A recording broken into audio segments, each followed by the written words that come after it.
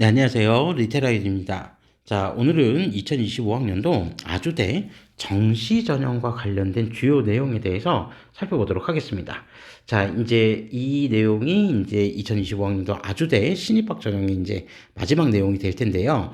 자, 어쨌든 이제 지금까지 첫 번째 동영상에서 주요 내용이나 변경 사항, 그리고 두 번째 수시 전형을 살펴봤고, 그 세 번째 마지막으로 정시 전형을 살펴보는데, 특히 이제 그 첫 번째 동영상인 주요 내용 및 변경 사항을 먼저 시청해 보신 분들은 알겠지만, 정시 전형에서는 매우 중요한 변화가 있습니다. 그래서 2025년의 주요한 변화 포인트 중에 하나가 바로 뭐였냐면 수능 지정 과목, 그죠?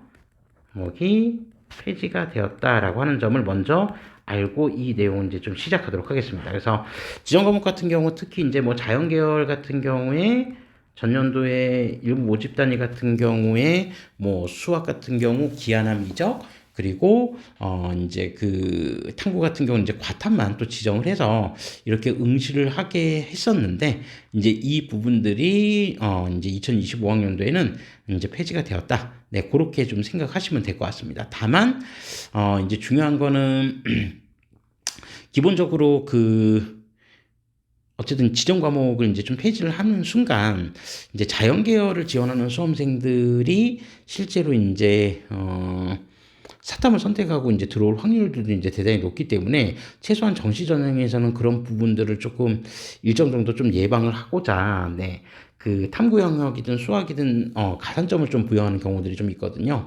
그래서 실제로 그 아주대학교도 좀 그런 부분들은 좀 있다라고 하는 부분들을 좀 생각을 하시고, 네, 좀 살펴봐 주시면 좋을 것 같습니다. 네, 그래서 이제 어떤 식으로 이제 이 내용들이 좀 이루어지는지 우리가 그 부분들 하나씩 좀 살펴보도록 하겠습니다.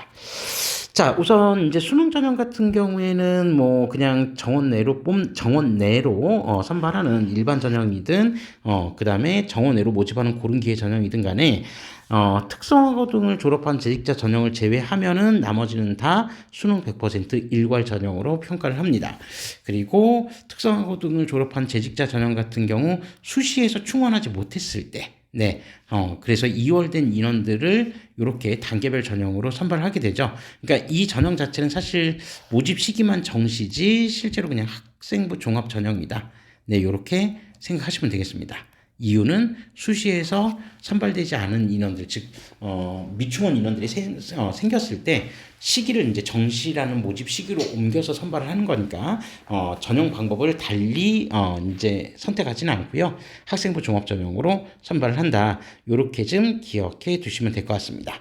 그래서 그런 내용들이 좀 있고, 그 다음에 이제 제일 중요한 거는 이제 수능 반영 방법이나 이제 모집 방법은 뭐 수능 100%니까 뭐 크게 고민할 건 없는데, 수능 반영 방법이 어떻게 되는지 이 부분을 살펴보시는 게 중요하기 때문에 이 부분에 대한 내용을 지금부터 보다 자세하게 살펴보도록 하겠습니다. 자, 이제 그 정시 전형 수능 반영 방법인데, 자, 이제 수능 반영 방법을 한번 좀 살펴보면요. 자, 우선 자연 1, 자연 2, 그 다음에 인문 1, 인문 2. 자, 이제 각각, 반영 기준이 조금씩은 좀 다릅니다. 자, 그래서, 자연 1 같은 경우에는, 자, 국어, 수학, 영어, 탐구 반영 비중에서 수학 반영 비중이 35%로 가장 큽니다. 그러니까 대부분의 자연계열 학과들이 여기에 해당이 된다. 다만 이제 의학과나 국방 디지털 융합학과 같은 경우는 좀 제외라고 되어 있는데, 어쨌든 의학과랑 국방 디지털 융합을 제외한 모든 자연계열 모집 단위는 기본적으로 국어 20, 수학 35, 영어 15, 탐구 30으로 일단 기본적으로 이제 수학하고 탐구 쪽의 가중치가 좀 크다. 다만 앞서 말씀드렸죠. 수능 지정 과목은 폐지가 됐다는 부분. 과목은 폐지가 됐다. 자, 그렇기 때문에 수학 같은 경우에 지금 확통을 선택하든 또는 기하를 선택하든 또는 미적을 선택하든 상관없다는 겁니다. 이거 중 택일을 하면 된다. 탐구도 제한 없죠. 사탐을 선택하든 과탐을 선택하든 상관은 없다는 겁니다. 그죠? 이 중에서 이제 선택하면 된다. 선택하면 되는데, 일단 중요한 거는요. 대신 수학하고 탐구에서 만약에 자연 1이든 자연 2든 간에 자연 계열에서 수학이나 탐구를 해서, 자, 제한은 없지만 미적이나 기하를 선택할 시에는 수능 표준 점수의 3%를 가산하겠다. 즉 가산점을 부여하겠다라는 얘기겠죠. 자, 탐구도 역시 제한은 없는데 대신 자연계열을 지원하는 수험생들이 과탐을 선택할 때는 백분위 자체 변환 표준 점수의 3%를 가산하겠다라고 되어 있습니다. 그러니까 뭐 당연히 수시도 지원하고 정시도 지원한다고 생각을 하겠지만 제가 볼 때 수시에 올인하는 친구도 거의 있고요. 그 다음에 정시 쪽에 조금 더 무게 비중을 두고 공부를 하는 친구들도 있겠습니다. 그래서 제가 이제 앞선 수시 전형 관련된 동영상에서도 한번 말씀을 드린 적은 있었지만 기본적으로 정시 전형 쪽에 또는 수시 전형 쪽에 어느 쪽을 지원하느냐에 따라서 약간 이제 좀 전략을 좀 달리 세우실 필요도 있는데 아주대 정시 쪽에 이제 포커스를 맞추고 지원하시는 수험생들 같은 경우에는 기본적으로 자연계열 지원을 할 때 기하나 미적을 선택하는 게 그나마 좀 낫고요. 그 다음에 탐구 같은 경우는 과탐을 선택하는 게 좋습니다. 근데 수시 전형을 지원하는 친구들 같은 경우 그리고 수시 전형에서 모든 걸 다 끝내야 된다. 그래서 수능 최저 학력 기준 맞추고 그냥 끝내야 된다라고 하는 친구들은 네, 탐구에서는 최소한 사탐을 선택해도 한번 해볼 만하지 않을까 싶은 생각이 듭니다. 네, 그래서 이제 뭐 이 아주대랑 또 유사한 그러니까 비슷한 수준의 학교들의 이제 선택 과목들도 좀 살펴봐야겠지만 어쨌든 그런 부분들을 좀 잘 생각해서 좀 지원 전략을 수립하시는 게 좀 필요하다 이렇게 보시면 될 것 같고요.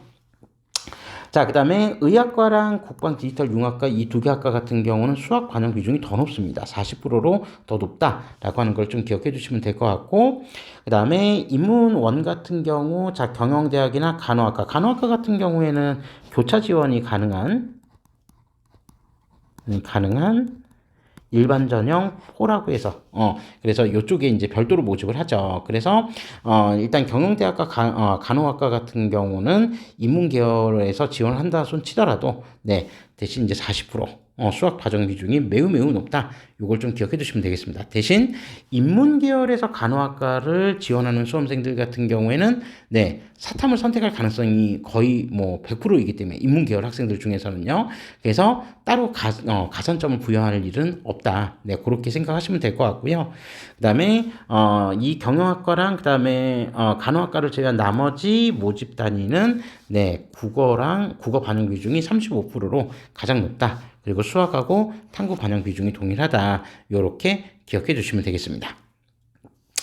자, 그리고 수능 성적 이제 활용 지표를 한번 보면, 자, 국어하고 수학 같은 경우에는 표준 점수를 반영하고요. 영어 같은 경우는 등급에 따른 자체 변환 점수를 활용하고, 그 다음에 탐구 같은 경우에도 수능 100분위에 따른 자체 변환 표준 점수를 사용하고요. 한국사 같은 경우에는 감점을 적용을 합니다. 자, 그래서 실제로 이제 영어 과목 같은 경우에 그 밑에 나와 있는 이 영어 과목 변환 점수를 한번 살펴보면, 자, 아래 표의 환산 방식에 따른다라고 해서, 자, 1등급 같은 경우에 10% 반영하는 모집 단위하고 15% 반영하는 모집 단위에 따라서 각각 점수가 조금씩은 다르게 나타나겠죠. 그러니까 위에서 이제 다시 보시면 아시겠지만 여기 영어 반영 영역에서 의학과 국방 디지털 융합과 같은 경우에는 영어 반영 비중이 10%니까 요 점수대를 반영한다는 거죠. 그러니까 여기 10% 되는 데는 의학, 그 다음에 국방 디지털 융합, 네. 요런 학과들 거기는 이제 등급에 따라서 4점씩 그러니까 1에서 2등급은 4점이 감점이 됐고 2에서 3도 4점 그런데 3에서 4 같은 경우는 무려 8점의 감점 영역이 생겼으니까 의학과나 국방 디지털 융합 같은 경우는 네, 상위권 내신 성적 수능 성적이 나와야지 지원 가능하다는 얘기고 그 다음에 이제 나머지 이제 15% 이제 적용이 되는 모집 단위들 같은 경우에도 이제 뭐 6점 그 다음에 뭐 이런 식으로 해서 이제 감점 영역이 이렇게 쭉 나와 있으니까 네 어쨌든 이 부분을 좀 참고하시면 될 것 같습니다. 자, 그 다음에 한국사 같은 경우는 보통의 일반 종합대학들과 동일하게 1에서부터 4등급까지는 감점 없이 만점 처리하고요. 그 다음에 5등급부터는 5점, 10점, 그 다음에 20점, 30점, 40점씩 해서 5점대 그리고 10점대로 이렇게 감점의 폭이 갈수록 커질 수 있다라고 하는 부분들을 염두에 두시고 지원 전략을 수립하시면 되겠습니다. 자, 그리고 마지막으로 제가 참 앞서 수시 전형 했을 때 이 부분을 좀 말씀드렸어야 되는데, 네, 지원 자격에 관련된 부분을 말씀을 안 드려서 여기 정시 전형 동영상에서 그냥 한꺼번에 좀 몰아쳐서 지원 전형에 대한 지원 자격에 대해서 좀 살펴보도록 하겠습니다. 뭐 학교별 지원 가능한 이제 각급 학교 다니는 한번 그냥 쭉 살펴보시면 될 것 같고, 네, 이제 지원 자격 이제 보다 세부 전형적으로 조금 넓혀서 좀 살펴보면요. 이건 지금 정시 전형 동영상임에도 불구하고 제가 지원 자격은 수시도 지금 좀 같이 설명을 드리면서 좀 갈게요. 이 아주대학교 동영상 3편을 다 보신다는 전제하에 네, 이 부분은 조금 양해해 주시길 부탁드리겠습니다. 자, 그래서 학생부 교과 전형, 수시 전형에서 학생부 교과 전형 같은 경우에는 제가 이걸 말씀드렸어야 했는데 깜빡했었네요. 자, 일단 2022년 12월 이후 졸업 예정자 졸업자 또는 예정자라고 하면 이제 고3을 얘기하는 거고, 그 다음에 졸업자들 같은 경우는 연도 제한이 있죠. 2022년 12월 이후 졸업자 중에서만 가능하다고 되어 있으니까 참고하시고요. 자, 그래서, 추천받은 학생들인데, 고별 추천 인원 제한은 없다. 이거는 제가 수시 전형에서도 좀 말씀드린 적이 있었으니까 그냥 좀 참고하시면 될 것 같고요. 뭐 다른 지원 자격을 보는 거에 초점을 맞추는 게 아니라 사실은 네, 고른 기회 전형 때문에 네, 한번 좀 살펴봐야 될 것 같긴 합니다. 자, 그 다음에 학생부 종합 전형, 에이스 전형 같은 경우나 첨단 융합 인재 전형 같은 경우는 뭐 특별한 제한 요건이 있는 건 아니니까 한번 살펴보시고, 자, 이제 고른 기회 원 전형. 자, 학생부 종합에서 고른 기회 1과 2가 있는데요. 고른 기회 1 같은 경우에는 일단 국가보훈 대상자, 그 다음에 농어촌 학생, 그 다음에 특성화고 출신자, 네, 그리고 여기 기초생활수급자 및 차상위 계층 한부모 가족 지원 대상자 등이 지원 자격입니다. 네, 간단하게 본인들 지원 자격 요건이 해당되는지 안 되는지 확인하신 다음에 고른 기회 원전형으로 지원하시는 수험생들은 요 지원 요건을 확인하시면 되고요. 그 다음에 고른 기회 2 전형을 지원하시는 수험생들은 자, 사회기여자, 사회배려자, 다자녀가고 다자녀 기준은 3자녀 이상입니다. 그리고 사회배려자 같은 경우에는 뭐 이렇게 아동복지시설 출신자나 장애인 부모 자녀, 다문화 가정의 자녀 등이 대상 자격이고 이 하나의 조건만 만족하면 되고요. 그다음에 사회기여자 같은 경우에는 자, 민주화 운동 관련된 어떤 이제 자격 요건, 그다음에 군인, 직업 군인으로 부모님이 15년 이상 근무한 자의 자녀, 경찰 공무원으로 15년 이상 근무한 자의 자녀, 경찰, 소방공무원으로 15년 이상 근무한 자의 자녀, 교정직 공무원으로 15년 이상 근무한 자녀, 제가 볼 때 공무원 자녀들 중에서는 가장 지원 자격의 범위가 좀 넓은 것 같습니다. 그래서 공무원 자녀들, 자, 이제 해당 요건들 한번 잘 확인해 보시면 될 것 같습니다. 밑에 6번까지 한번 확인해 보시고요. 자, 그 다음에 이제 특성화고 등을 졸업한 재직자 전형 같은 경우에도 역시 그냥 한번 요 재직 기간에 대한 요건만 여러분들 지원 이제 자격을 가지고 있는 수험생들을 한번 좀 살펴보시면 될 것 같고요. 자, 그 다음에 특수교육 대상자 전형도 한번 조건 한번 살펴보시면 될 것 같습니다. 자, 논술 전형은 뭐 특별하게 지원 자격 제한 요건이 이렇게 크진 않고요. 실기 실적 체육 우수자 전형도 그런데 자, 여기 유명한 학과죠. 자, 국방 디지털 융합 같은 경우, 자, 이제 요 전형 같은 경우에는, 자, 이제 누가 이제 지원할 수 있는지 조금 관심을 가져보면, 자, 국내 고등학교 졸업자 연도에 크게 제한은 없습니다.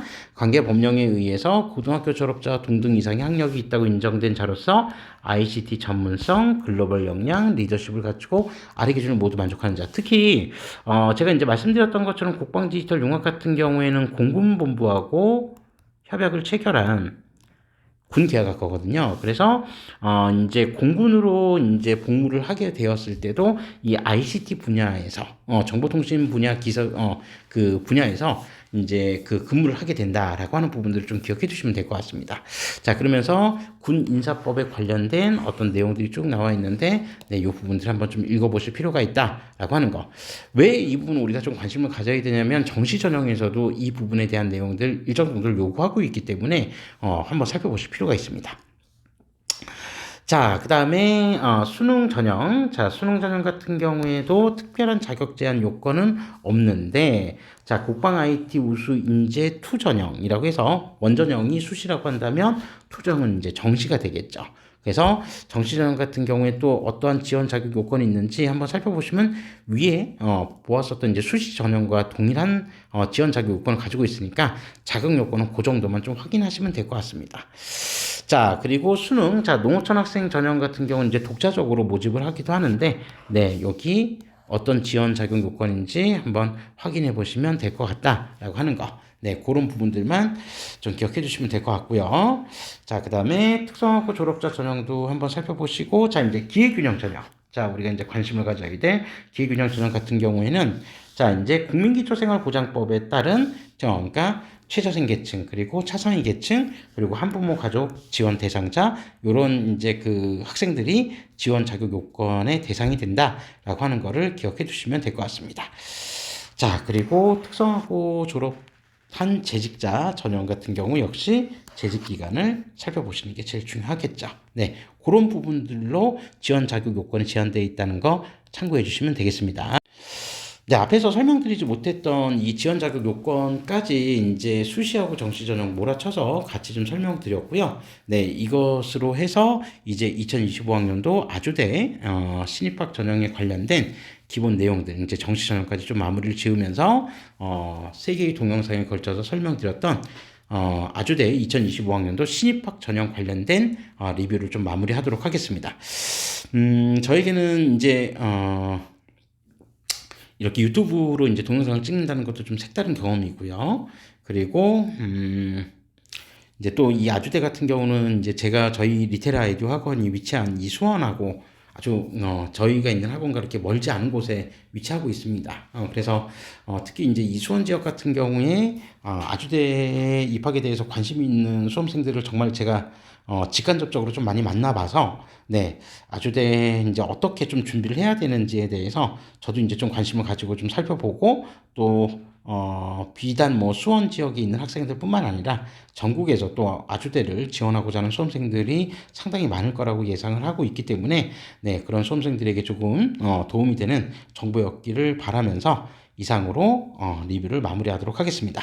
올해 아주대 합격 꼭 이제 지원하는 수험생들 모두가 다 그렇게 될 수는 없겠지만 어쨌든 여러분들 모두에게 가급적 정말 좋은 결과로 꼭 이어지기를 간절히 기원하도록 하겠습니다. 감사합니다.